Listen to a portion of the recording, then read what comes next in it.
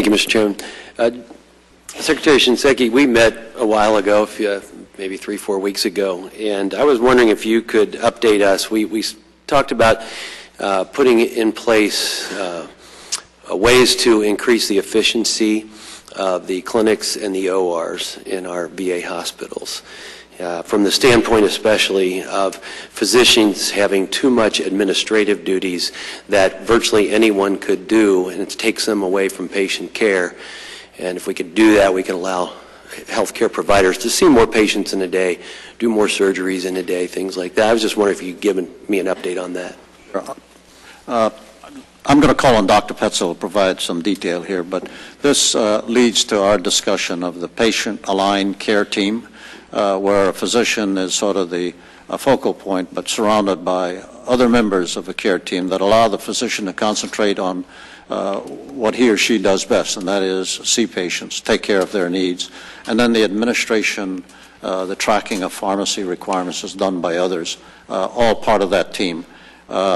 It's called PACT, Patient Aligned Care Team. That's our initiative, and we are implementing that across VA as we resource it.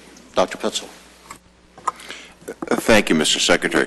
Congressman, we absolutely agree with you that getting the most out of the people that we have and operating our crowded facilities sometimes, like operating rooms, et cetera, in the most efficient manner, I think is very, very important.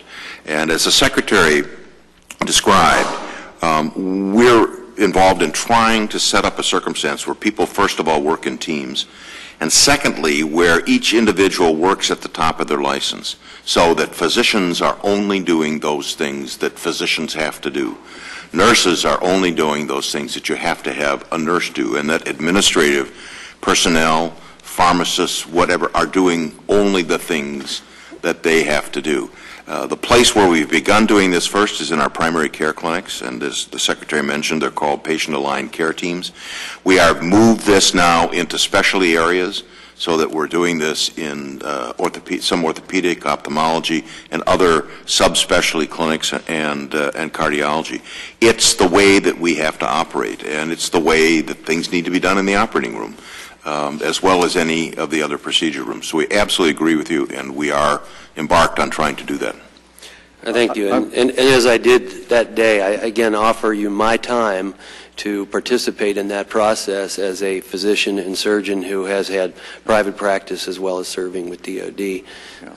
And it might help to build a bridge between us and you. That'd be great. So I'd be glad welcome to help. that. We would. Congressman, I would just add, so the value of the physician's time in terms of being able to see patients, if you think about the network of healthcare we provide in very rural areas, the last thing we need to do is put that physician on a road trying to get someplace to see a patient. And that's why our investments in telehealth and telemedicine, about $460 million in this budget, is intended to allow patients to come to the nearest VA facility. If the specialist isn't there, then this system hooks them up to the specialist they need to see, at least get that initial consult going, and then we can decide from there what needs to happen.